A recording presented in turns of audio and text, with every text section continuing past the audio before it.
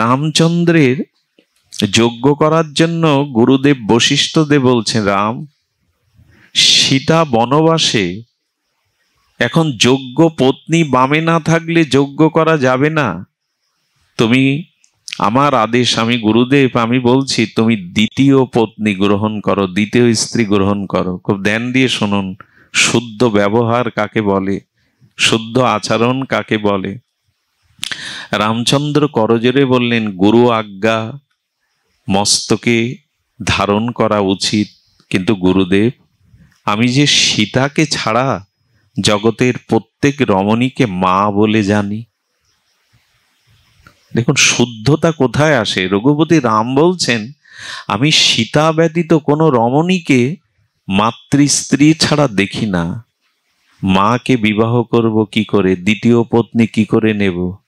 বলে যজ্ঞের প্রয়োজনে নাও। আচ্ছা, তোমার পিতা দশরথ, তিনি তো 3টা বিবাহ করেছেন, আর তখন বহু বিবাহের প্রচলন ছিল। তুমি অযোধ্যার চক্রবর্তী সম্রাট দশরথের পুত্র, তোমার দ্বিতীয় বিয়েতে তো আপত্তি নেই শাস্ত্রে বা তোমার বংশ পরম্পরায়। রামচন্দ্র পিতার দিকে, ওই দৃষ্টান্তের দিকে তাকালেন না। কেন জানেন? পিতার বিচার করার দায়িত্ব পুত্রের নয়। আজ আমরা বড় হয়ে গেছি পিতার থেকে। তুমি বোঝো না, তুমি পাগল, তোমার সিদ্ধান্ত এখন অচল। এগুলো সুপুত্রের কথা না। জগৎ ধ্বংসের, পরিবার ধ্বংসের কারণ হলো আচার্য গুরুদের আদেশকে আমরা এখন মূল্যায়ন করি না। বন্দে গুরু শ্রী চরণারবিন্দম আজানুলম্বিত ভুজ কনকাবদাত সংকীর্তনৈকপিতর কমলায়তাক্ষ বিশ্বম্ভর দ্বিজবর যুগধর্মপাল বন্দে জগৎ প্রিয় কর করুণায় অবতার নমো ত্রিকাল সত্তায় চ জগন্নাথ সুতায় চ সভিত্রায় সপুত্রায় সকলত্রয়তে নমঃ বরহা পীড়াভিরামং মৃগমদতিলকং কুণ্ডলাক্রান্তমগণ্ডম কঞ্জাক্ষং কুম্ভকণ্ঠং স্মিত শুভগমৌখং স্বাধরেণস্তবেনুম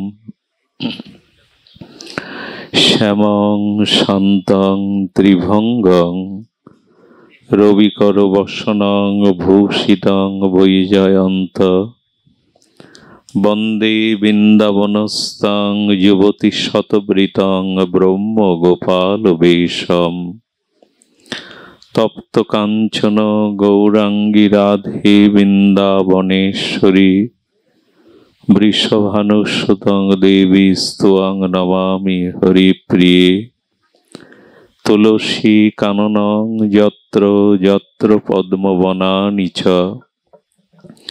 পুরাণ পাঠনং যত্র তত্র সন্নাহিত হরি বাঞ্ছা কল্পতরুভশ্চ কৃপা সিন্ধুভ্যেব চ। এছাড়াও পতিতানাং পাবনেভ্যো বৈষ্ণবেভ্যো নমো নমঃ। এখানে দাও। মূকং করতি বাচলং পঙ্গুং লঙ্ঘায়তি গিরিম। শব্দটা ভালো হয় না। বাঞ্ছা কল্পতরুভশ্চ কৃপা সিন্ধুভ্যেব চ। থাক, এইভাবে থাক। পতিতানাং পাবনেভ্যো বৈষ্ণবেভ্যো নমো নমঃ।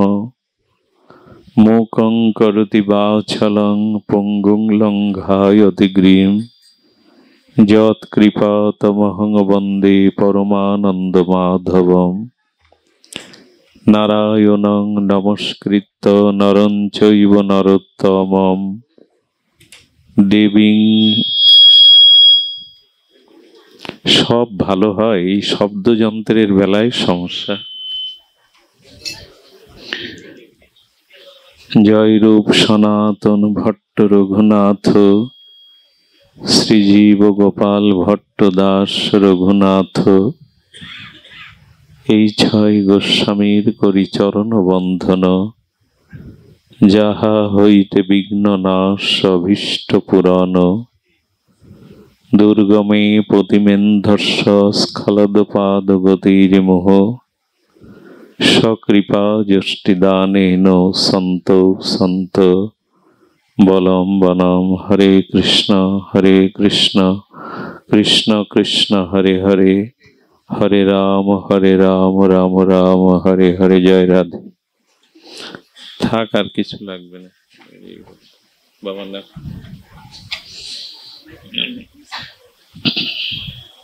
কলিযুগ পাবন অবতার,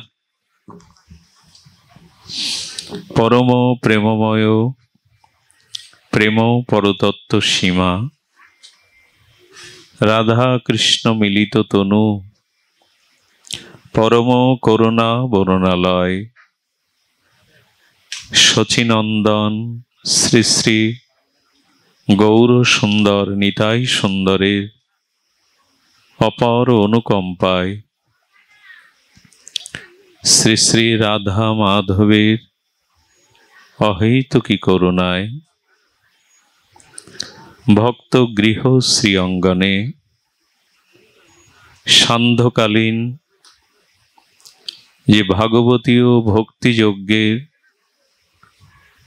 জ্ঞানযজ্ঞের পরম আয়োজন, সেই পরম আয়োজনে অস্মাদীয় পরম আরাধ্য জীবন সর্বস্ব জীবন ধন শ্রী শ্রীল গুরু মহারাজের পবিত্র পাবন যুগল পদারবিন্দে পরার্ধ কোটি দণ্ডবৎ প্রণতি। সংকীর্তন রসজ্ঞ আচার্যবৃন্দ, ভাগবত প্রেমিক কথা রসিক সাধু সন্ত মহন্তজন, অনুরাগী ভগবত প্রেমিক সত্রীমণ্ডলী, শ্রদ্ধাশীলা ধর্মশীলা কল্যাণীয়া মাতৃমণ্ডলী, সকল ভক্তচরণে সশ্রদ্ধ দণ্ডবৎ প্রণতি। মানুষের জীবনে যদি ব্যবহার বা আচরণ শুদ্ধ হয় তবে সে মানুষ আনন্দ লাভ করে। যার ব্যবহার সুন্দর, যার আচরণ শাস্ত্রীয় সুন্দর, তিনি আনন্দ লাভ করেন। শুধু আনন্দ লাভ না, ব্যবহার যদি তার শুদ্ধ, আচার যদি তার শুদ্ধ হয়, তবে তিনি ভক্তিও লাভ করেন। আনন্দের পরাকাষ্ঠা সর্বোত্তম আনন্দ হলো ভক্তি। তো আচরণ শুদ্ধ হলে, ব্যবহার শুদ্ধ হলে তিনি ভক্তি লাভ করেন।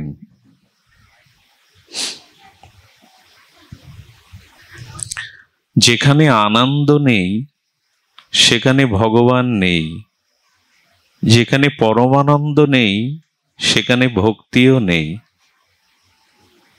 ধ্যান দিন, কিছু সময় ভক্তরা বলেন, আজকে হরিকথাতে হরিনামে বড় আনন্দ পেলাম। আচ্ছা, এই আনন্দ কে বা কি রূপে পেলাম আমরা? আজ বড় আনন্দ পেলাম হরিকথাতে, হরিনামামৃত, সঙ্গামৃত, কথামৃত, লীলামৃতে বড় আনন্দ হয়েছি, বড় প্রীত হয়েছি। আসলে গোবিন্দ আর আনন্দ, ভক্তি এবং আনন্দ একই। আমরা আনন্দ পেয়েছি মানে আমাদের এই বিষয়াসক্ত হৃদয়ে ভাগবত কথারূপ অভিন্ন কৃষ্ণ আমাদের হৃদয়ে এসেছে। ভগবান হৃদয়ে এলে তখন আনন্দের প্রকাশ হয়। ভক্তি হৃদয়ে এলে তখন মানুষ পরমানন্দ সাগরে ভাসতে থাকে। এই জন্য যদি আমরা আনন্দ চাই তো ভক্তি চাইতে হবে, যদি আনন্দ চাই ভক্তি চাই তো ব্যবহার শুদ্ধ করতে হবে। ব্যবহার শুদ্ধ না হলে আনন্দ ভক্তি এই শব্দগুলি, এই তত্ত্বগুলি, এই মহিমাগুলো আমার মধ্যে আসবে না। দেখুন, এখন আমরা ভাগবত শ্রোতার আসনে উৎকণ্ঠিত ব্যাকুল চিত্তে উৎকর্ণ হয়ে হরিকথা শুনতে বসেছি, সদাচারে, পবিত্র আচারে, স্নিগ্ধ শুদ্ধ মনে। এই জন্য এখন আমাদের মনের মধ্যে একটা শুদ্ধতা বিরাজ করছে, একটা অপ্রাকৃত কোনো আনন্দ আমাদের হৃদয়কে মাঝে মাঝে হলেও স্পর্শ করছে। এই জন্য বললেন, দেখুন, বরফ স্পর্শ করলে ঠান্ডা লাগবে কি ব্যাখ্যা করা লাগে? বরফকে স্পর্শ করলে শীতলতা পাওয়া যায়, এটা ব্যাখ্যা করার বিষয় না, এই অনুভূতি সকলেই পেতে পারে। তেমনি সদ আচার, শুদ্ধ আচরণশীল মানুষ স্বভাবত আনন্দ পেয়ে যায়। ভক্তির স্পর্শে মানুষ পরমানন্দ সুখ পায়। আচ্ছা, যদি ভক্তি বাদে, শুদ্ধ আচরণ বাদে ধন দিয়ে আনন্দ পেতে চায়, ঐশ্বর্য দিয়ে আনন্দ পেতে চায়, নিশ্চয় আমার কথার দিকে ধ্যান দিচ্ছেন, ভাগবত কথার দিকে ধ্যান দিচ্ছেন। যদি বলেন আমি আচরণ শুদ্ধ করব না, আমি ব্যবহার শুদ্ধ করব না, বা ভগবান ভক্তি নয়, আমি অর্থ দিয়ে আনন্দ পাব না, যদি কেউ বলে আমি তন ধন মন এ দিয়ে আনন্দ পাব না, এগুলি দিয়ে যেগুলি পাওয়া যায় তার নাম সুখ, আনন্দ নয়।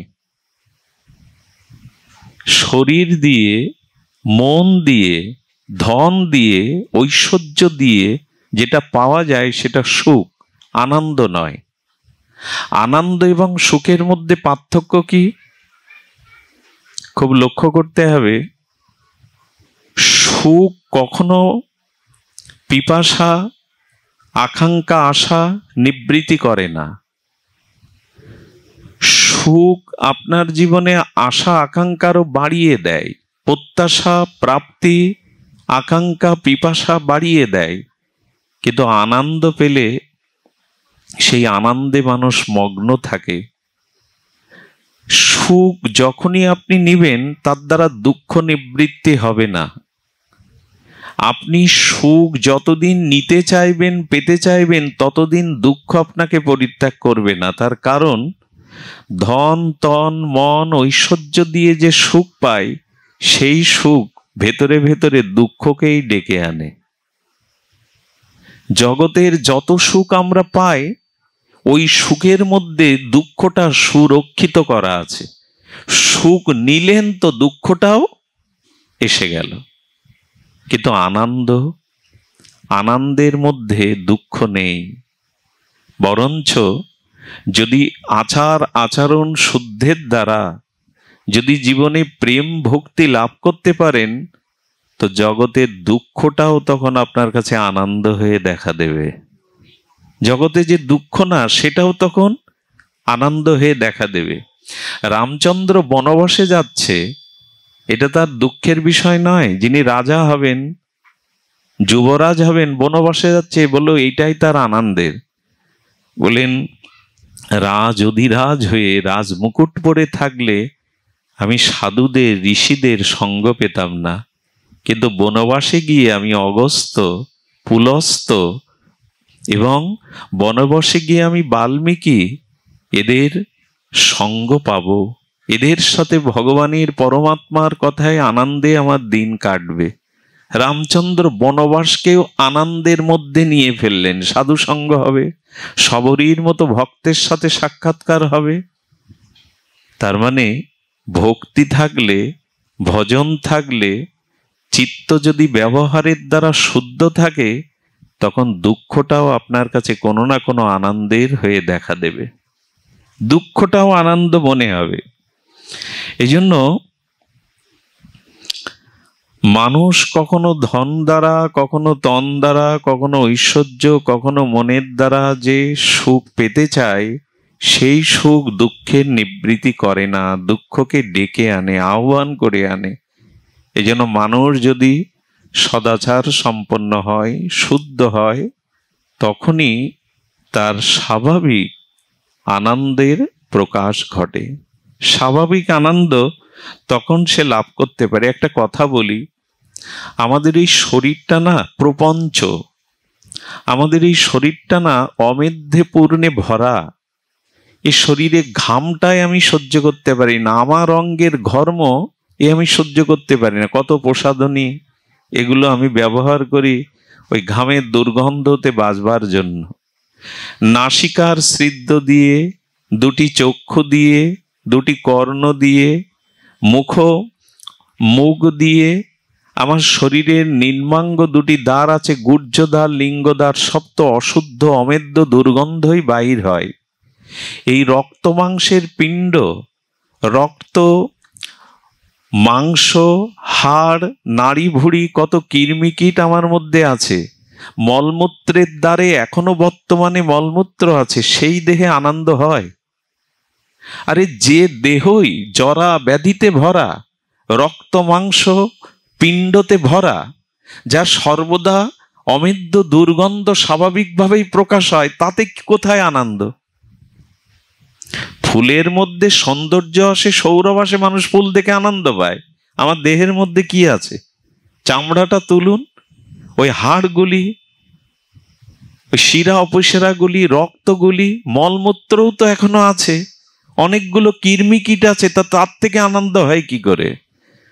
বললেন তাহলে আনন্দ কোথায় আছে? বলো শরীরে নেই।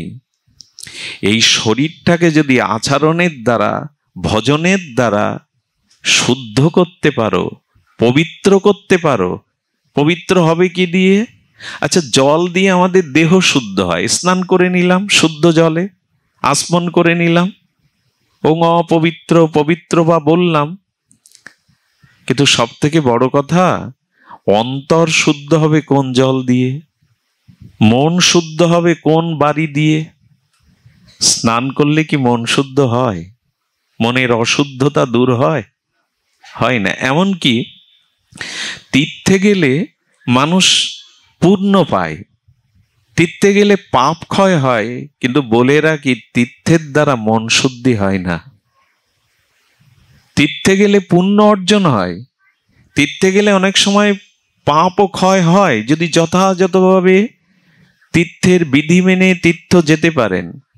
তবে কি বলবো, তীর্থগুলোকেও আমরা এখন পিকনিক কর্নার বানিয়ে ফেলেছি, বন্ধু বান্ধব নিয়ে। আর এই নূতন এক যন্ত্রের দ্বারা তীর্থগুলিকেও আমরা এখন অশুদ্ধ করতে শুরু করেছি। সেই যন্ত্রটা এখন সকলের হাতে, শুদ্ধতাকে, পবিত্রতাকে গুলি করে মারার মতো যন্ত্র আমাদের হাতে।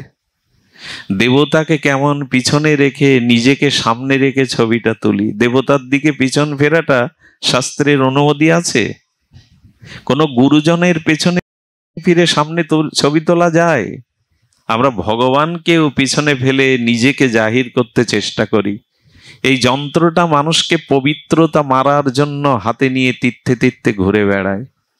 আমি দুপুরে বলছিলাম, পরীক্ষিত মহারাজের ভাগবত মঙ্গলাচরণের পরে পরমহংস কুলতিলক সুখদেব গোস্বামী যখন ভাগবত অমৃত প্রবচন করতে যাবেন, তখন দেবরাজ ইন্দ্র বরুণ দেবতাগণ অমৃত কুম্ভ নিয়ে নেমে এসেছিলেন গঙ্গা তীরে পরীক্ষিত সভাতে। পরীক্ষিত মহারাজ, আপনি অমৃত পান করুন, আপনার তক্ষক দংশনে আর বিপ্র অভিশাপে মৃত্যু হবে না। তখন বলছেন, আপনারা আমায় অমৃত দিচ্ছেন, বিনিময় কি চাইেন? বলেন, বিনিময় চাইছি আপনার সাথে আমরা সাথে বসে হরি কথা শুনতে চাই। পরীক্ষিত মহারাজ কিন্তু অমৃত নেননি, তিনি হরি কথামৃত নিয়েছিলেন। আমি বলছিলাম যে পরীক্ষিত মহারাজ যদি অমৃত ত্যাগ করে হরি কথামৃত নিতে পারেন, আমরা পাঠের সময় মোবাইলটাও ত্যাগ করতে পারি না, নানান কথা এখান থেকে উঠে যায় পাঠ শুনতে শুনতে। যিনি স্বর্গের অমৃত ত্যাগ করে হরি কথা নিলেন, সহজ কথা। আমার সামনে যদি দেবতা এসে বলে তোমার অভিশাপে মৃত্যু হবে না, তক্ষক দংশন করলেও তুমি মরবে না, এই অমৃত কুম্ভ এনেছি পান করো, উনি বললেন না, স্বর্গের অমৃত পান করলে আয়ু পাবো, তাতে তো কৃষ্ণ ভক্তি পাবো না, প্রেম ভক্তি পাবো না, হৃদয়ের আনন্দ পাবো না। ফিরে যাও দেবতাগণ, আমি ওই অমৃত চাই না, আমি হরি লীলামৃত কথামৃত চাই। যিনি অমৃত ত্যাগ করলেন, আমরা সেখানে মোবাইল ত্যাগ করতে পারছি না তীর্থে গিয়ে, ভাগবতে গিয়ে। এটার প্রয়োজন আছে, কিন্তু সবখানে প্রয়োজন এটা নাই। রাত 3টের সময় 2টোর সময় কেউ কল করবে, এটা সভ্যতা? বিশেষ প্রয়োজন ছাড়া সারা রাত জেগে আমাদের ঘরে যুবক যুবতী পিতামাতা হাড় ভাঙা পরিশ্রম করে মাথার জল পায়ে ফেলে ওদেরকে মানুষ করতে চাইছে, সেখানে সারা রাত ধরে ওই নেট, ওই বিদেশি সংস্কৃতি দেখতে দেখতে সব বিকারগ্রস্ত, রোগগ্রস্ত মানসিক রোগী হয়ে যাচ্ছে। পিতামাতার ঘুম নাই, তার চিন্তা নেই। এই জন্য তীর্থগুলিকেও আমরা এখন সেলফি তোলার জন্য, ছবি তোলার জন্য দেবতাকে অপমান করছে, আচরণকে নষ্ট করছে। যে বৃন্দাবনে 11 বছর গোবিন্দ কয় মাস থাকলেন, রাধারানী ব্রজ ছেড়ে যান না, সেই ব্রজে রাধা ঠাকুরানী গোবিন্দ কখনো পাদুকা পায়ে দেননি, জুতো পায়ে দেননি। ওই বৃন্দাবনের ধুলির, ওই বৃন্দাবনের রজের এত মাধুর্য, সেখানে আমার মতো সামর্থ্যবান জুতো পায়ে দিয়ে ওই ব্রজ ধুলির ওপরে যখন চলে, তখন আমরা ধামের মহিমা রক্ষা করি। আমি খালি পায়ে হাঁটতে পারি না। আরে শ্রী গোবিন্দ স্বয়ং ভগবান, যার শ্রীচরণে রাধারানী লক্ষ্মীদেবী নারায়ণের চরণে হাত দিতে গিয়ে হাত কাঁপত, এত কোমল গোবিন্দের চরণ, লালিমা হয়ে যেত। সেই চরণে গোবিন্দ নগ্ন পায়ে পদব্রজে বৃন্দাবনের ধুলিতে হেঁটেছেন, আমার জুতো লাগে। এই জন্য তীর্থযাত্রাগুলো এখন আমরা অশুদ্ধ করে ফেলেছি, পিকনিক কর্নার বানিয়ে ফেলেছি যমুনার তীরকে। এগুলো সব কলির প্রভাব, কালের প্রভাব। এই জন্য তীর্থে গেলে মনশুদ্ধির বদলে আমরা আরো অপরাধে এখন জড়াই। তীর্থে যদি কখনো যান, ধামে যদি কখনো যান, শুদ্ধ ভজনানন্দী শাস্ত্রজ্ঞ ভক্তের সাথে যাবেন, গুরুদেবের সাথে যাবেন। সেই তীর্থ যা ধাম যাত্রা আপনার জন্য আনন্দময় হবে, ভক্তিময় হবে। বৃন্দাবনে এখন ইট কাঠ দিয়ে মন্দির দেখতে পারলেই বাঁচি, কিন্তু ভাগবত কি বলেছে? ফুল লতা বিশিষ্ট কোনো ফুলময় লতাময় কোনো নিভৃত কুঞ্জের মধ্যে গিয়ে রাধা মাধবের গুণগান গাও। ইট কাঠের মধ্যে আটকে না থেকে বৃন্দাবনের যে লতা পাতা, এই লতা পাতার কোনো কুঞ্জ নিভৃতে বসে মনের আনন্দে রাধা মাধবের সুরলহরীতে ভেসে যাও। ওটাই ভজন। মন্দির দেখতে ব্যস্ত, বড় বড় মন্দির, যেখানে মন্দির দেখতে আপত্তি নাই, কিন্তু বনের নিকুঞ্জ লতা পাতার মধ্যে কি প্রাণ ভরে একবার রাধা মাধবকে ডেকেছেন? প্রাণ ভরে একবার রাধা মাধবকে ডেকেছেন যে ওখানে কি আনন্দ? ব্রজের 4টি জিনিসের কাছে যাবেন যদি ব্রজে যান। একটু বলে দিই, যদি বৃন্দাবনে যান, ধামে যান, 4টি জিনিস এখনো সেখানে সাক্ষাৎ আছে। প্রথমত ব্রজের রেণু, ব্রজের ধুলি, ওটা চলে যায়নি। ওই রেণুতে মাধবেন্দ্র পরিপাত, নিত্যানন্দ প্রভু, শ্রীকৃষ্ণ চৈতন্য প্রভু এবং কত হাজার হাজার লক্ষ লক্ষ মহাত্মা, সিদ্ধ মহাত্মা, সদাচারী শুদ্ধ ভক্তগণ সাক্ষাৎ রাধা মাধবের ওই ধুলি মিশানো বৃন্দাবনের ধুলি গোবিন্দ নিয়ে যাননি। অভিন্ন ধাম ও চিন্তামণি স্বরূপ নবদ্বীপের ধুলি, শ্রীধাম বৃন্দাবনের এই ধামের ধুলি এখনো ধুলি আছে। বহু মান্যতা দিয়ে ওই ধুলি অঙ্গে মাখবেন। ওই ধুলি উড়ে আসার জন্য অঙ্গ পেতে দেবেন, কারণ ওই ধুলিতে কিছু অনুরাগ মিশানো আছে, ওই ধুলির মধ্যে কিছু রাগ ভক্তি মিশানো আছে। তবে ভক্তি ভরে ধুলিকে অঙ্গে মাখতে হবে। কেন জানেন? স্বয়ং ব্রহ্মা 60,000 বছর তপস্যা করে বললেন, ব্রজের ধুলি হওয়ার যোগ্যতা গোবিন্দ আমার নাই। আমি ব্রজের ধুলি হওয়ার অধিকার রাখি না, তো ব্রহ্ম কি হতে চাও? বলে একটা ঘাস করে জন্ম দাও, যাতে ওই ধুলি উড়ে এসে আমার বক্ষে পড়ে। সেই ধুলিকে পায়ে পাদুকা পরে আমরা অপমান করছি। স্বয়ং ভগবান পাদুকা নেননি, আমি নিচ্ছি। এই জন্য খবরদার, নেশায় পড়ে, সঙ্গী সাথীর পড়ে এভাবে ছুটে যাবেন না। ব্রজে যাওয়ার আগে 4টি জিনিসের মহিমাকে যথাযথ মান্যতা দিবেন। দ্বিতীয় হলো যমুনা, কালিন্দী যমুনা, এখনো সেই যমুনায় বইছে। অনেক বাবাজি কি করে জানেন? দেখুন তাদের ভজন, ওই কালিন্দীর কূলে যেখানে গোবিন্দ রাধারানী ব্রজ সুন্দরীগণ জলকেলি করেছেন, অনেক বাবাজি আছে মাদুকরীর রুটিটা যমুনার জলে ভিজিয়ে পায়। কেন জানেন? হে যমুনে, তোমার শ্রীঅঙ্গে, হে কালিন্দী, তোমার শ্রীঅঙ্গে গোবিন্দের বিধৌত চরণামৃত এখনো রয়েছে, রাধারানীর চরণামৃত, গোপীদের চরণামৃত রয়েছে, তারা পান করে। ভেতরে আসুন, চরণামৃত তারা পান করে।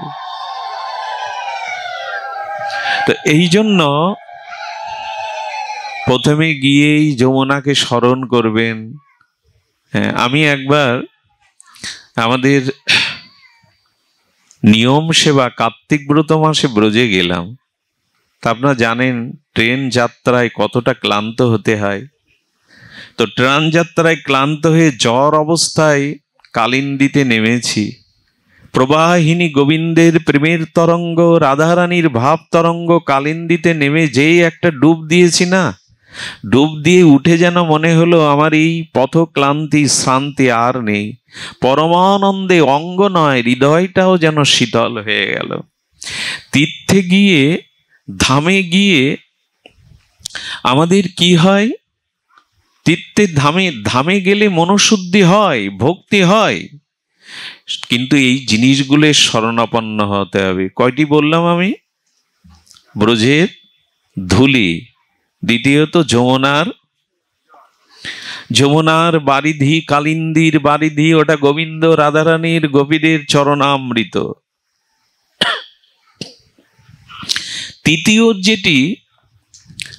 তৃতীয় যেটি আছে সেটা হলো গিরিরাজ গোবর্ধন। আজও গিরিরাজ গোবর্ধন ব্রজধামের ভূষণ হয়ে লক্ষ লক্ষ জীবকে আহ্বান করছে, এসো এই গিরি গোবর্ধনের তটে এসো, গিরি গোবর্ধনের পরিক্রমা করো। এই পরিক্রমার দ্বারা গিরি গোবর্ধনের সাক্ষাৎ অভিন্ন গোবিন্দকে দর্শন করো। এই 3টি জিনিস, যমুনা, ব্রজের রেণু, গিরিরাজ গোবর্ধন মহারাজ।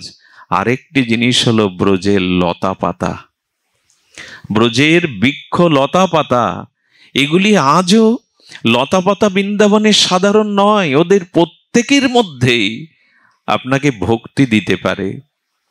এই জন্য তীর্থযাত্রাকে যেন অপরাধের আর বাতাবরণ তৈরি করবেন না। শুদ্ধ ভক্ত সঙ্গে, শ্রীগুরুর সঙ্গে, মহাত্মাদের সঙ্গে যাবেন। তাদের সাথে গেলে এই অপরাধের জাল আমাদের আর জড়ানো হয় না। সেখানে নিরপরাধ থাকতে পারি। বলার অভিপ্রায় হলো এই রক্ত মাংস পিণ্ড অমেধ্য দুর্গন্ধময়, এই পুজোময় রক্তময় মলমূত্রময় দুর্গন্ধময় নাড়ি ভুড়ি কিরমিকেটে ভরা এই শরীরে আনন্দ কোথায়? এই শরীরে আনন্দ কোথায়? কিন্তু শাস্ত্রে বলছেন যে তীর্থে গেলে পাপ ক্ষয় হয়, পূর্ণ হয় বটে, তবে মনের শুদ্ধি হয় না। মনের শুদ্ধি হয় সাধু সঙ্গ, ভগবানের হরি কথাতে, ভগবানের কথাতেই মনশুদ্ধি হয়। এই জন্য যারা সাধুরা ধামে যান, তারা যেখানে সাধুগণ, যেখানে মরমী রাধারানীর প্রিয় অনুরাগ হৃদয় চিত্তে রেখে ভজন করছেন, সেখানে হরিকথা শুনতে বসে যান। এজন্য তীর্থে গেলে পূর্ণ হয়, পাপ ক্ষয় হয়, কিন্তু মন শুদ্ধি হয় এমন নয়। গঙ্গা স্নান করলে দেহ শুদ্ধি হয় বটে, কিন্তু অনেক জন্মের দুর্বাসনাময় অপরাধময় পাপের ভরা মন এটি সবসময় শুদ্ধ হয় না। শুদ্ধ হয় সাধু সঙ্গে, শুদ্ধ হয় হরি কথামৃতে। এই দেহকে শুদ্ধ করতে হবে। এই দেহেই আনন্দ আসবে, এই দেহেই প্রেম ভক্তি আসবে। এই মলমূত্র অমেদ্যপূর্ণ এই শরীরের মধ্যে পরমানন্দ উপলব্ধি হবে। এই জন্য বলছে আচার আচরণ শুদ্ধ করো, ব্যবহার শুদ্ধ করো। দেখুন, ব্যবহার শুদ্ধ আমাদের আজ নাই। খাওয়া দাওয়া, পোশাক আশাক, কথা বলা চলা, সবখানেই আমরা শুদ্ধ শাস্ত্রীয় আচার করতে পারছি না। অনেকেই আমার মতো মাদিস্য জিহ্বা, সবখানেই একটা অশুদ্ধতার ছোঁয়া। এই জন্য আমাদের চিত্ত আজ বলো কলুষ হয়ে গেছে, আমাদের মন এত সংকীর্ণ হয়ে গেছে, আমাদের মধ্যে উদারতার এত অভাব কেন জানেন? সব কিছু অশুদ্ধ জিনিস গ্রহণ করছি আমরা। শুদ্ধতার পরিচয় আজ আমরা নিতে পারছি না। একটা দৃষ্টান্ত দেই। রামচন্দ্রের যজ্ঞ করার জন্য গুরুদেব বশিষ্ঠদেব বলছেন, রাম, সীতা বনবাসে, এখন যোগ্য পত্নী বামে না থাকলে যজ্ঞ করা যাবে না। তুমি, আমার আদেশ, আমি গুরুদেব, আমি বলছি তুমি দ্বিতীয় পত্নী গ্রহণ করো, দ্বিতীয় স্ত্রী গ্রহণ করো। খুব ধ্যান দিয়ে শুনুন, শুদ্ধ ব্যবহার কাকে বলে, শুদ্ধ আচরণ কাকে বলে। রামচন্দ্র করজোরে বললেন, গুরু আজ্ঞা মস্তকে ধারণ করা উচিত, কিন্তু গুরুদেব, আমি যে সীতাকে ছাড়া জগতের প্রত্যেক রমণীকে মা বলে জানি। দেখুন শুদ্ধতা কোথায় আসে। রঘুপতি রাম বলছেন, আমি সীতা ব্যতীত কোনো রমণীকে মাতৃস্ত্রী ছাড়া দেখি না। মাকে বিবাহ করব কি করে, দ্বিতীয় পত্নী কি করে নেব? বলে যজ্ঞের প্রয়োজনে নাও। আচ্ছা, তোমার পিতা দশরথ, তিনি তো 3টা বিবাহ করেছেন, আর তখন বহু বিবাহের প্রচলন ছিল। তুমি অযোধ্যার চক্রবর্তী সম্রাট দশরথের পুত্র, তোমার দ্বিতীয় বিয়েতে তো আপত্তি নেই শাস্ত্রে বা তোমার বংশ পরম্পরায়। রামচন্দ্র পিতার দিকে, ওই দৃষ্টান্তের দিকে তাকালেন না। কেন জানেন? পিতার বিচার করার দায়িত্ব পুত্রের নয়। আজ আমরা বড় হয়ে গেছি পিতার থেকে। তুমি বোঝো না, তুমি পাগল, তোমার সিদ্ধান্ত এখন অচল। এগুলো সুপুত্রের কথা না। জগৎ ধ্বংসের, পরিবার ধ্বংসের কারণ হলো আচার্য গুরুদের আদেশকে আমরা এখন মূল্যায়ন করি না। আচ্ছা, রামচন্দ্র যখন বনবাসে যায়, তাকে একজন বলছেন, তোমার পিতা বৃদ্ধ হয়েছে, কৈকেয়ীর মায়ের প্রতি অতিরিক্ত আসক্তির কারণে বধ দিতে চেয়ে তোমাকে বনবাসে পাঠাচ্ছে। এই বৃদ্ধ মতিভ্রম দশরথের কথা তুমি শুনতে যাবে কেন? রাম বললেন, পিতার কর্তব্য পিতা করেছে, পুত্রের কর্তব্য হিসাবে আমি আমার কর্তব্য করছি। পিতার ভুল ধরার দায়িত্ব পুত্রের নয়। এখন আমরা বলি পিতা বোঝে না, তার মাথা খারাপ, সে সিদ্ধান্ত নিতে পারে না। কথাগুলি ঠিক নয়। পিতামাতা শুদ্ধ, আমি প্রথমে কি বলেছি, ব্যবহার শুদ্ধ না হলে আনন্দ লাভ জীবনে পাবেন না। ব্যবহার শুদ্ধ না হলে ভক্তি কখনো পাবেন না। এই ব্যবহার শুদ্ধ হলো এইগুলি: পিতা মাতাকে সম্মান করা, তাদের আদেশকে মস্তকে রামের মতো মেনে নেওয়া। পিতার কর্তব্য পিতা করেছে, পুত্রের উচিত নয় পিতার কর্তব্যের বিচার করা। এটা রঘুপতি রামচন্দ্রের কথা। একবারও বলেননি তুমি বৃদ্ধ হয়েছ, কৈকেয়ীকে মোহগ্রস্ত হয়ে বর দিতে চেয়ে কেন আমার প্রজারা তো আমার বনবাস চাইছে না, কেউ তোমার বনবাস চাইছে না। রাম দ্বিতীয়বার বলেনি। তেমনি বললেন, পিতা বহু বিবাহ করেছে, এটা পিতার কর্তব্য, কিন্তু উনি বললেন আমার কর্তব্য নয়। আমি জগতে সীতা ব্যতীত অন্য রমণীকে মাতৃদৃষ্টিতে দেখি গুরুদেব, আমি দ্বিতীয় পত্নী গ্রহণ করতে পারবো না। এক পত্নী ধরো রামচন্দ্র। বশিষ্ঠদেব বলছেন তাহলে যজ্ঞ হবে না। ভগবান রাম তো ব্যবহার শুদ্ধ হলে, আচরণ শুদ্ধ হলে মানুষের মস্তিষ্ক বিচার শুদ্ধ হয়। দেখবেন রাম হাত জোড় করে অবনত মস্তকে বলছেন, গুরুদেব আমি যদি একটা প্রস্তাব দেই। বলে কি প্রস্তাব? বলে যারা শিল্পী তাদের দ্বারা একটা স্বর্ণ সীতার মূর্তি তৈরি করে বামে রেখে যজ্ঞ করি, যদি তাকে স্ত্রীর মর্যাদা দিয়ে একবার চিন্তা করতে পারেন। রাম পারতেন না দ্বিতীয় কোনো পত্নী গ্রহণ করতে, কিন্তু বলছেন একটা স্বর্ণ সীতা তৈরি করে শাস্ত্রের মর্যাদায় প্রাণ প্রতিষ্ঠা করে এই যজ্ঞ সম্পন্ন করুন গুরুদেব।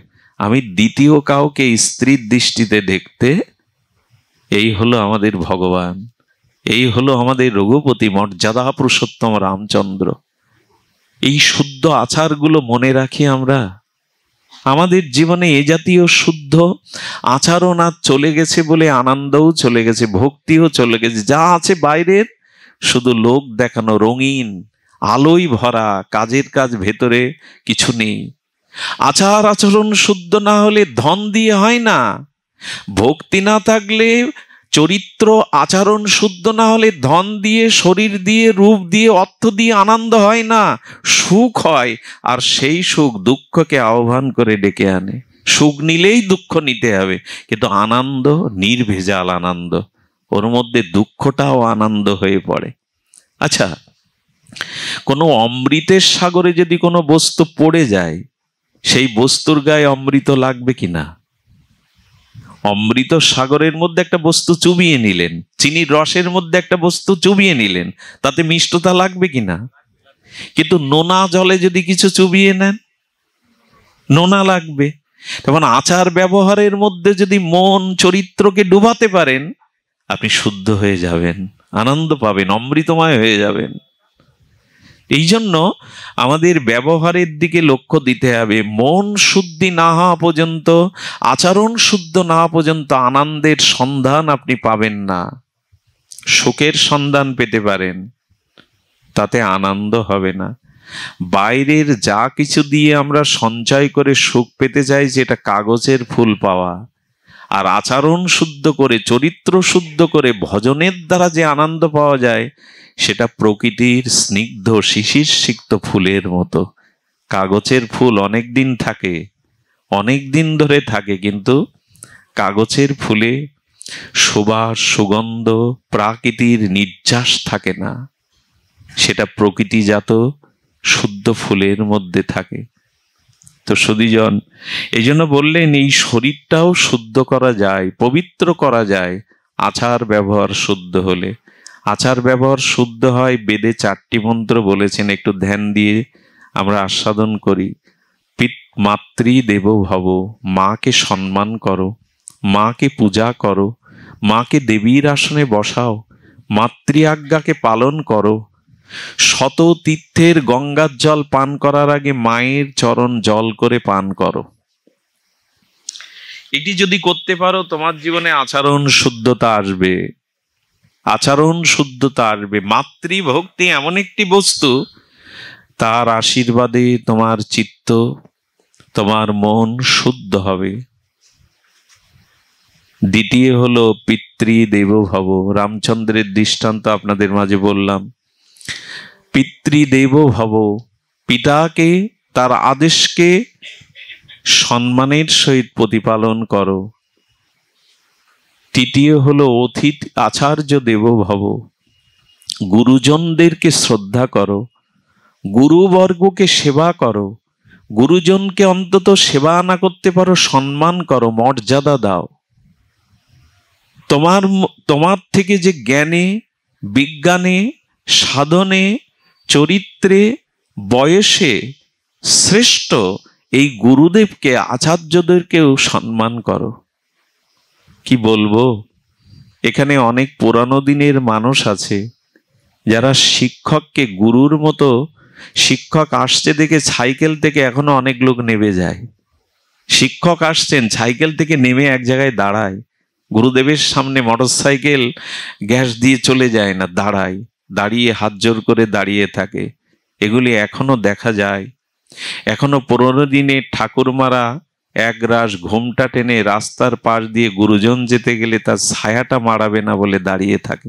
এই দৃশ্যগুলো এখন কম দেখা যায়, কিন্তু এগুলি পুরানো দিনের মানুষের এত ভাগবত অনুষ্ঠান, এত শাস্ত্র জ্ঞান না থাকলেও পরম্পরা ধারার একটা তাদের ভিতরে এই শ্রদ্ধাবোধ ছিল, গুরুজনকেই মান্যতা। এখন আর কি বলবো, শিক্ষকের সাথে এখন ক্যারামও খেলে ছাত্র, শিক্ষকের সাথে এখন আড্ডাও দেয়। ধীরে ধীরে একটা কালের বিবর্তনে, সময় বিবর্তনে আচার্য দেবভব বেদের এই মন্ত্র আমরা আজকে অশুদ্ধ করে ফেলেছি। শ্রেষ্ঠ গুরুজনের আগে কখনো চলবেন না, গুরুজনের পশ্চাৎপাদ হয়ে চলুন, তাদের আশীর্বাদ পাবেন। আমরা সবাইকে পেছনে টেনে এগিয়ে যেতে চাই, এই জন্য তো আমরা বড় পিছিয়ে পড়ছি। এগিয়ে যাচ্ছি বলা যাবে না, এগিয়ে যাচ্ছি ভৌতিক উন্নতিতে, গাড়ি বাড়ি বিদ্যুৎ, আর কত কি এগিয়েছি যান্ত্রিক সভ্যতায়, মানবিক গুণাবলীতে আমরা পিছিয়েছি, এ কথা বলতেই হবে। যন্ত্রের দ্বারা, প্রযুক্তির দ্বারা আজ আমরা এগিয়েছি। আচার্য পিতা মাতার শ্রদ্ধা, এ থেকে পিছিয়েছি। এই জন্য শ্রেষ্ঠ যদি বলেন বিল্বমঙ্গল এত দূর থেকে এসেছি তোমার কাছে এই কথা শুনতে, আরে পিতা মাতাকে ভক্তি করো, আচার্যকে ভক্তি করো, কে না জানে, কি তোমাকে ডেকে এনে শোনার কথা? অনেক বড় বড় কথা বলে কি হবে যদি ঘুল্লমূল্য অ কথা না লিখতে শিখি? তো আমি অত বড় বড় বিদ্যা নিয়ে কি করব? আগে তো অ খকার সাথে পরিচয় হতে হবে, ব্যঞ্জন বর্ণের সাথে, স্বরবর্ণের সাথে, তারপরে তো উচ্চ শিক্ষা, উচ্চ বিদ্যা। আগে তো হাতে ঘড়িটা মাস্টার মশাইয়ের কাছে দিতে হবে, আগে তো অ কখা লিখতে শিখতে হবে, তবেই তো উচ্চ বিদ্যালয়ের ডিগ্রি পাবো। এই প্রাথমিক কথাগুলি আজ নষ্ট হয়ে গেছে। আচার্য দেব ভব, গুরুজনদেরকে শ্রদ্ধা করো। হ্যাঁ, আর বলছেন মাতৃদেব ভব, পিতৃদেব ভব, আচার্য দেব ভব, অতিথি দেব ভব। এই একটা জিনিস এই সনাতন হিন্দুর ঐতিহ্য ছিল, যেরা বড় অতিথি পরায়ণ।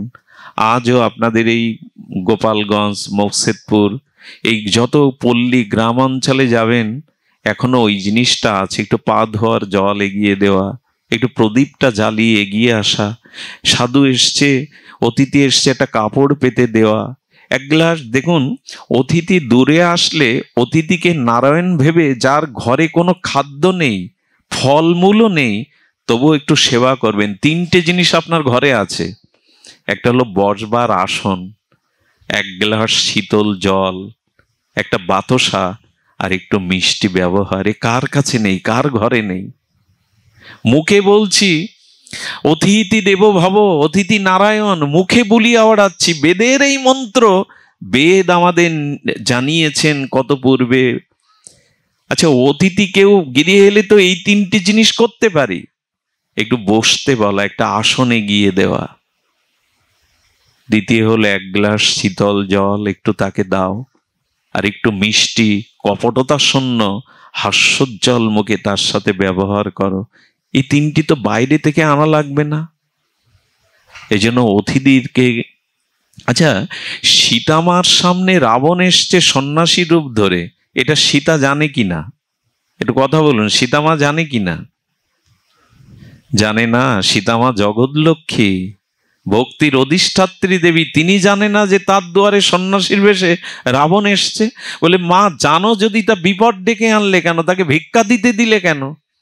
বাইরে, গণ্ডির বাইরে না বাড়ালে তো দুষ্ট রাবণ তোমায় হরণ করতে পারত না। সীতামা বললেন, আমি ধর্ম পালনের জন্য সব করেছি। এটা কি কথা গো? রামায়ণ শিক্ষা দিচ্ছে, সীতামাকে বলছে, তো তুমি ধর্ম পালন করতে গিয়ে তো বিপদে পড়লে, দুষ্ট রাবণ তোমাকে হরণ করলো। সীতামা বললেন, যদি গৃহ বা কুঠির তৈরি করে থাকা হয় সেটা গৃহ বলে, আর গৃহের দুয়ারে যদি কোনোদিন অতিথি আসে, তাকে যদি বিমুখ করা হয়, ফিরিয়ে দেওয়া হয়, কি হয় জানেন? একটু অন্তরে লিখে নিন। কোন গৃহস্থের দুয়ার হতে, গারস্থ আশ্রম থেকে আগত যদি কোনো অতিথি আপনার ব্যথা নিয়ে ফিরে যায়, শূন্য হাতে ফিরে যায়, তখন তার অনন্ত জন্মের পাপ ওই গৃহকে দিয়ে যায়, গৃহকে নিতে হয়। আর ওই গৃহীর যত পুণ্য তা অতিথির সাথে বিদায় নেয় গৃহ হতে। এটা আমাদের শাস্ত্র বলেছে। অতিথি দেবো ভব, অতিথিকে নারায়ণ রূপে মূল্যায়ন করো। তবে হ্যাঁ, যুগেরও এমন একটা চক্রে এসেছে, সীতামা বললেন আমি জানি রাবণ। তো মা, জেনে কেন তুমি হাত বাড়িয়ে দিলে? বললেন গৃহীর ধর্ম হলো দুয়ার হতে কোনো অতিথি ফিরে নেবে, তো সেই ধর্ম করতে গিয়ে তো বিপদে পড়লে। সীতামা একগাল হেসে বললেন, যারা বিপদের ভয়ে ধর্ম ত্যাগ করে তারা ধর্মের মর্ম এখনো বোঝেনি। ধর্ম পালন করলে বিপদে পড়তে হবে এই ভেবে যারা ধর্মকে থেকে পিছিয়ে আসে, স্খলিত হয়, তারা ধর্মের রহস্য বোঝেনি। তো বললেন মা, ধর্ম করতে গিয়ে তুমি তো হরণ হলে। সীতামা দৃঢ় কণ্ঠে বলেছিল, আমি ধর্মকে রক্ষা করেছি, এখন ধর্মের দায়িত্ব আমাকে রক্ষা করা। কোটি রাবণের সাধ্য নয় সীতার দিকে তাকে স্পর্শ করে, কারণ যে ধর্মকে ধারণ করে ধর্ম তাকেই রক্ষা করে। ধৃধাতু মন পড়তায় যোগে যে ধর্ম শব্দ নিষ্পন্ন হয়েছে, যে ধর্মকে ধারণ করে ধর্মের কর্তব্য হলো তাকে ধারণ করা। আজও এই নীতি পৃথিবী যতদিন থাকবে, এই আদর্শ, এই বৈদিক নীতি এটাই থাকবে। সীতামা বললেন, জানো রাবণ যে আমাকে ঠকালো, সন্ন্যাসী সাধুর বেশ ধরে যে এইভাবে সে একটা কুকর্ম করলো, রাবণ এই পাপের দ্বারাই, ছলনার দ্বারাই বধ হবে। রাবণকে রামচন্দ্র মারবেন কি গো? রাবণ তার পাপের দ্বারাই মরেছে। কেউ কাউকে মারে না, তার পাপই কারোর হাতে মৃত্যুর কারণ হয়ে দাঁড়ায়। কংস তার পাপেই মরেছে, উপলক্ষ ভগবান। রুমাল আছে দেখো। রাবণ, আচ্ছা আছে এখানে, রাবণ মরেছে রামচন্দ্রের হাতে, এটা গৌণ কারণ। মুখ্য কারণ রাম পাপের দ্বারাই বিনাশ হয়েছে।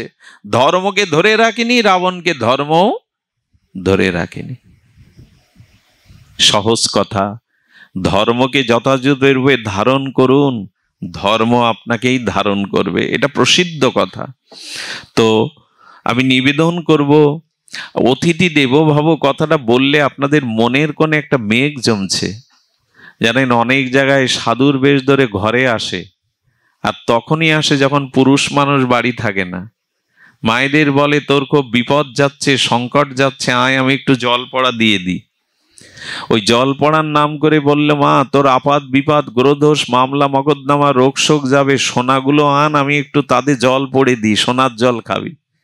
আর ওই সোনার জল চুবিয়ে চরণামৃত মনে করে অজ্ঞান করে সব নিয়ে যায়। তা আমার কথা মানবেন অদিতি নারায়ণ? একথা মানবেন? অনেক জায়গায় এরকম ঘটে। আজ মানুষের উপকার করতে গিয়েও মানুষ ফেঁসে যায়। ধর্ম রক্ষা করাটাও এখন খুব কঠিন। রাস্তায় একটা মানুষ জল জল বল চিৎকার করছে, এক গ্লাস জল দাও। অনেকে এখন যায় না জল দিতে, কেন জানেন? ওই জল খেয়ে যদি রাস্তায় মরে পড়ে থাকে, পুলিশ এসে আকে ওগে ধরবে। তুমি তোমার কোনো কারণে ওই জলের সাথে কিছু মিশিয়ে ওকে খেতে দিয়েছে, থানায় চলো। কে রাত জেগে থানায় প্রমাণ করাতে যাবে যে আমি নির্দোষ? সমাজ ব্যবস্থাটা এখন এমন হয়ে গেছে, কারো উপকার করতে গেলেও ফেসে যেতে হয়। তবে উপকার ছাড়বেন না, ধর্ম ছাড়বেন না। ধর্মের জয়, সত্যের জয়, এগুলো আজকের দিনের কথা না, এগুলো চিরন্তন কথা। সত্যমেব জয়তে, বেদ ভগবান বলেছেন সত্যেরই জয়। ধর্ম যে ধারণ করে, ধর্ম তাকে ধারণ করে। অনেক দিন আগের ঘটনা, নিজের কোনো ঘটনা যদি কারো কল্যাণে আসে তবে গোপন করতে নেই। আমার বয়স তখন কতই হবে, 15-16, 20-25টা ছেলেদের নিয়ে এক জায়গায় পাঠ করতে গেছি, কীর্তন করতে গেছি। তো রাতে তারা নিষেধ করছে, বাবা এই ছেলেগুলোর কারো ঘড়ি আছে, কারো আংটি আছে, গলার চেন আছে, এই রাত্রে যেও না, এই পথটা বড় বিপজ্জনক। আমি বললাম, এসেছিলাম প্রভুর কাজ করতে, ঠাকুরের গুণগান করতে, তিনিই রক্ষা করবেন। বেরিয়ে পড়লে রাত 2টোর সময় এসে যে জায়গাটায় সংঘার, সেখানেই দস্যু সন্ত্রাসীরা কাটা রাইফেল, চাইনিজ কুরুল দিয়ে আমাদের ভ্যান সাইকেলকে আটকালো। আমি সাইকেলেও পাঠ করেছি 5 বছর নিজে গিয়ে, কত নগরে কত প্রান্তরে। তো তখন ওইভাবে আসতাম। সন্ত্রাসীরা আমাদের বেড দিয়ে কেবল কারোর গলার চেন, কারো আংটি সব বাজার ঘাট থেকে গেছে যুবক ছেলেরা, ওইটা যখন নিতে যাবে আমি দাঁড়িয়ে পড়েছি। হঠাৎ পেছন থেকে হুইসেল দিয়ে তীব্র জ্যোতিতে একটা গাড়ি দ্রুত বেগে ছুটে আসছে। এরা তখন আমাদের রাস্তায় দাঁড় করিয়ে গাড়িটাকেও লুট করবে বলে আমাদের দাঁড় করিয়েছে, যাতে গাড়ি এসে আটকে থাকে। তখনই একবার মনে হলো, প্রভু, মায়ের কোল থেকে এইসব ছেলেগুলোকে এনেছি, গাড়ি তো আমাদেরই ডাকাত ভেবে চাপা দিয়ে চলে যাবে। আমি যখন একবার বললাম, হে প্রভু, এই বলার সাথে সাথে গাড়িটা এত দ্রুত জোরে এসে ব্রেক করে হেডলাইট জ্বালিয়ে রেখেছে। সন্ত্রাসীরা তখন গালি দিচ্ছে, অশ্লীল ভাষায় ওদের লাইট অফ করতে বলছে। যখন শুনছে না তখন ওর একটা ফায়ার করলো। কি বলবো, ওই রাত 2টোর সময় আর্মির গাড়িটি যাচ্ছিল কোনো একটা অপারেশনে, তারাও নেবে ফায়ার করতে লাগলো, উড়ো ফায়ার। ওদের ওই পোশাক দেখে সব দৌড়ে পালালো। আমাদের তিলকমালা দেখে বলল, তোমাদের গাড়িটা আগে যাও, আমরা পৌঁছে দিচ্ছি। আমার মা বারান্দাতে পড়ে থাকে এখনো। মাকে গিয়ে বলছে আর হাউমাউ করে কাঁদছি, মা, এতদিন পাঠে বলেছি ভগবানকে ধারণ করলে তিনি রক্ষা করেন, আজ ওটা দেখলাম, আজও হয় এটা। সূর্য বদলাবে না, জলের শীতলতা নষ্ট হবে না, যতই যুগ বদলাক। চিনির মিষ্টতা, নিমের তিক্ততা, এগুলো বদলায় না, এগুলো শাশ্বত। ঠিক তদুপরি ধর্মকে ধারণ করুন, বিপদের ভয়ে ধর্ম ত্যাগ করবেন না, বরঞ্চ বিপদ জেনেও সীতামায়ের মতো, আজ যদি সীতাহরণ না হতো, রাবণবধ হতো না, ধর্ম প্রতিষ্ঠা হতো না। এই জন্য বিপদের আশঙ্কায় ন্যায় নীতি শাস্ত্র আজ্ঞা ধর্মকে জলাঞ্জলি দেওয়া ঠিক হবে না। আমরা বলছিলাম আচরণ শুদ্ধতার কথা, মন শুদ্ধতার কথা, তবেই আনন্দ পাওয়া যাবে, তবেই ভক্তি পাওয়া যাবে। আর সব থেকে বড় হলো আমাদের উচিত হলো আচার ব্যবহারটাকে একটু একটু ধ্যান দেওয়া। একটু ধ্যান দেওয়া কেমন জানেন? সকালে তো স্নান করার নিয়ম অনেকেই করেন, তো স্নান করে একটা বস্ত্র রাখেন, একটা থান বা কাপড়। আমি আপনার কাছে 10 মিনিট ভিক্ষা চেয়ে নেব, ওই 10 মিনিট একটু ঠাকুর দর্শনে যাওয়া। ঠাকুর ঘর যেখানে আছে, রাধা মাধব যুগল আছে, আপনার ইষ্টদেব আছে, ওর সামনে গিয়ে একটু বসুন, 10টা মিনিট ভগবানকে দিন। এই ব্যতিব্যস্ত যান্ত্রিক যুগে আমরা ঘরে ঠাকুর আছে, অথচ ঠাকুরের সামনে হয়তো মায়েরা ফুল জল দেওয়ার জন্য যায়, সবাই যায় না। ঠাকুরের সামনে গিয়ে দাঁড়ান। এ দাঁড়ালে কি হবে জানেন? তার কাছে গিয়ে একবার একটু তার সামনে গিয়ে দাঁড়ালে কি হবে জানেন? যেটা হবে, ভগবান আপনাকে দেখে প্রসন্ন হবেন। ভগবান আপনাকে দেখে প্রসন্ন হবেন এবং ভগবান বললেন, আমার সামনে এলে কি হয় জানো? আমি প্রীত হয়ে তোমাকে করুণা করি, কৃপা করি, তুমি আমার কাছে এসেছো। একটা জিনিস দেখবেন, ভগবানের স্বভাব এত নির্মল, ভগবানের স্বভাব এত কোমল, ভগবানের স্বভাব এত দয়ায় আর্দ্রতায় ভরা। আচ্ছা, আমার সামনে কেউ আসে, আমি 20 বছরের খতিয়ান দেখিয়ে এক সময় আমাকে বড় কথা বলেছিল, এক সময় আমাকে অপমান করেছিল, এক সময় আমাকে একটা হুমকি দিয়েছিল, মনে পড়ে কিনা সামনে আসলে? এবং এই মনে করে আমরা তাকে গ্রহণ করতে পারি না, অনেক সময় মেনে নিতে পারি না। কিন্তু ভগবানের করুণা কেমন জানেন? যদি একবার তার সামনে গিয়ে হাত জোর করে বলতে পারেন, গোবিন্দ, রাধারানী, আমি তোমার। গোবিন্দ বললেন, আমার স্বভাব হলো আমি তোমার অনন্ত জন্মের পাপকে আর না দেখে তোমাকে কৃপা করে দেব। আমি তোমার অতীত বিচার করব না, পাপ বিচার করব না। আচ্ছা, একটা জিনিস লক্ষ্য করেছেন, ভগবান কত আপনজন?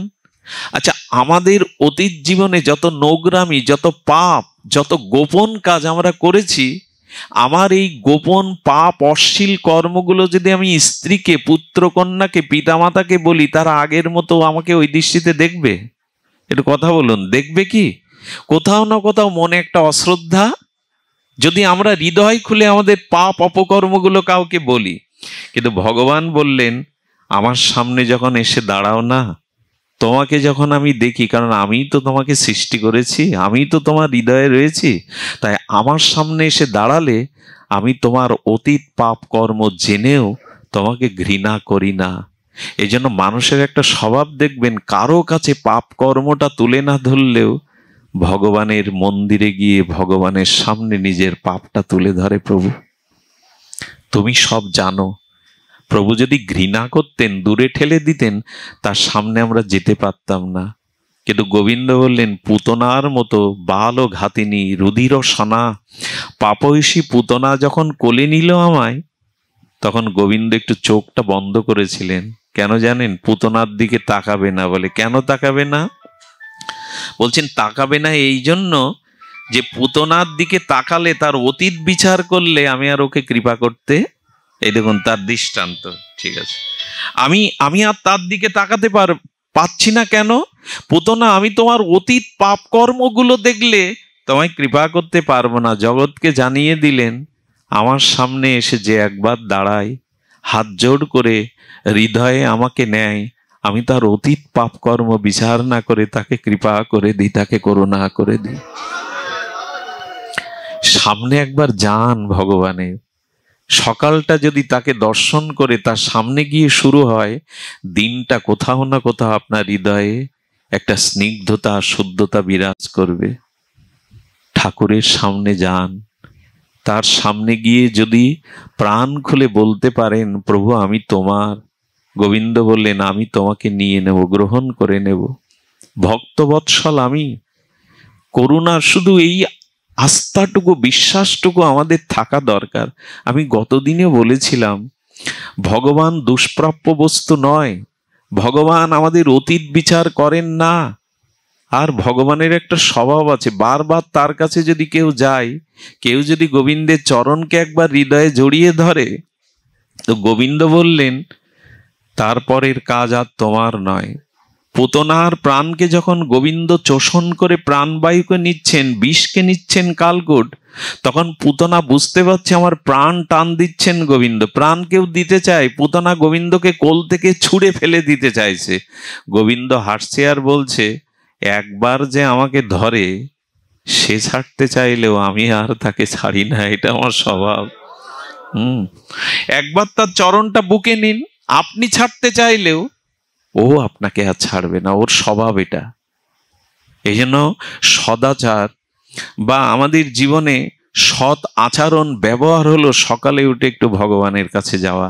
আরেকটি জিনিস আমি আজকাল বারবার উচ্চারণ করছি, একটু মাঝে মাঝে ভগবানের চরণামৃত নিতে শিখুন। ওই যে তাম্বুল কুণ্ডে তুলসী পাতা দিয়ে যে আসমনের জল দেয়া হয় ভগবানকে, ওই তুলসী স্পর্শকৃত চরণামৃত না, অনেক ব্যাধির থেকে আপনি মুক্তি থাকবেন, অকাল মৃত্যুর থেকেও আপনি ত্রাণ পাবেন। কিন্তু কি দুঃখের বিষয়, সকালে উঠেই মানুষ চা করে, চরণামৃত করে না। কি করে চা খান? চা তো খেতেই হবে। কারো মাথা ঝিমঝিম করে, চার সময় আসলে সে সহ্য করতে পারে না।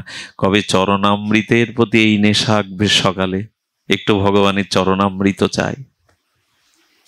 চাতে কি উপকার হবে জানি না, তবে ভগবানের চরণামৃত শ্রদ্ধাভরে নিলে অনেক কল্যাণ হবে। চরণামৃত আমাদের চিত্তকে শুদ্ধ করবে। খবরের কাগজ পড়ুন, তাতে আপত্তি নেই। ম্যাগাজিন ঘুটুন, আপত্তি নেই। একটু গীতার শ্লোকটা 5 মিনিট একটা করে পড়ুন না প্রতিদিন। 5 মিনিট মাত্র, একটা শ্লোক পড়তে 2 মিনিট লাগবে, ওইটা পড়ুন। পেপার পত্রিকা পড়ুন, সাথে সাথে আচার ব্যবহার এই করেই শুদ্ধ করুন। ভগবত বা ভক্তির অনুশীলনে যখনই আপনি আসবেন, যখনই ভক্তির কোনো অনুশীলনে আসবেন, ধীরে ধীরে ধীরে ধীরে শুদ্ধতা, এটা হলো প্রাথমিক শুদ্ধতা। এবার দ্বিতীয় শুদ্ধতা বলি, এই দেহেই হবে প্রেম ভক্তি, এই দেহেই আনন্দের সংবাদ পাবেন। এই রক্ত মাংসে কর্মফলের পিণ্ড অমেধ্যপূর্ণ এই শরীরেই প্রেম আনন্দ ভক্তি লাভ হবে। তবে কি করতে হবে? আমাদের বাইরের থেকে এই শুদ্ধতাগুলো গ্রন্থ পাঠের, চরণামৃত পাঠের, ভাগবত দর্শনের সাথে সাথে ধীরে ধীরে এবার নিজের দিকে তাকান। সেই তাকানোটা হলো এই যে আমি আমার চোখ দিয়ে কোনো অশ্লীল দৃশ্য, কোনো কামনা বাসনার দৃশ্য, অপরের কোনো এই দৃষ্টিতে তাকাবো না। আমার মনে হয় সপ্তাহে একদিন যদি সারাদিন এই ব্রতটা করতে পারেন, আর সারাদিন আমি কুদৃশ্য দেখব না, আর সারাদিন আমি কারো খারাপটা দেখব না, একদিন করে দেখুন, ধীরে ধীরে আপনার দৃষ্টি শুদ্ধ হয়ে যাবে। 15 দিন অন্তর একদিন আমরা একাদশী ব্রত করি, ব্রতের মধ্যে শ্রেষ্ঠ এই ব্রতটা একদিন করুন না। আর একদিন এই ব্রত করুন, আজ আমি কারোর ওপর ক্রোধ করব না। এইসব ব্রতগুলো একদিন করুন না সপ্তাহে। মহাত্মা গান্ধী একটা ব্রত করতেন, সপ্তাহে একদিন মৌন থাকতেন, কারোর সাথে কথা বলতেন না। এগুলো থাকলে জীবনী শক্তিটা বাড়ে, নিজের ভিতরে চরিত্র শুদ্ধ হয়, যে আজ আমি কারোর প্রতি ক্রোধ করব না, আমি অশ্লীল বাক্য প্রয়োগ করব না, আর সারাদিন আমি কুদৃশ্যগুলো, আমাদের অপবিত্র দৃশ্যগুলো দেখব না। এইভাবে চোখের শুদ্ধি। আজ আমি কানে কোনো পরনিন্দা বিষয় কথা শুনবো না। ধীরে ধীরে এভাবে চক্ষু কর্ণ নাসিকা থেকে শুদ্ধ করুন। না, আজকের দিনে বাইরের খাবার আমি খাবো না। আজকাল প্রায় মানুষ ঘরে খাওয়া ছেড়ে দিয়েছে। আরে ভাজাভুজি খেতে হয়, বাড়ি খাও। মায়ের হাতে করা, স্ত্রীরা কন্যার হাতে করা বাড়িতে করে পাও। ওই যে বাজার ঘাটে যে জিনিসগুলো তৈরি হয়, কত ধুলা বালি, কত কুকুর ওই দিকে তাকিয়ে আছে তার লোভ দৃষ্টি দিয়ে, কত মানুষ ওই দৃষ্টি আছে। বাজারের খাদ্য খাওয়া যায় আমাদের। এদিকে মন্দিরে গিয়ে ভগবানকে, আমার এত ব্যাধি কেন, আমার এত রোগ কেন, আমার এত শোক কেন? এই জন্য ধীরে ধীরে বাজারের অশুদ্ধ লোকের লোভের দেওয়া দৃষ্টি, কোনো পশু পাখি লোভের দ্বারা তাকালে ওই খাদ্য থেকে আপনার প্রতিক্রিয়া হবে, ওই খাদ্য থেকে শরীরে ব্যাধি আসবেই, অস্বস্তি আসবেই, ওই শরীরটাকে অশুদ্ধ করবে ওই খাদ্য খেলে।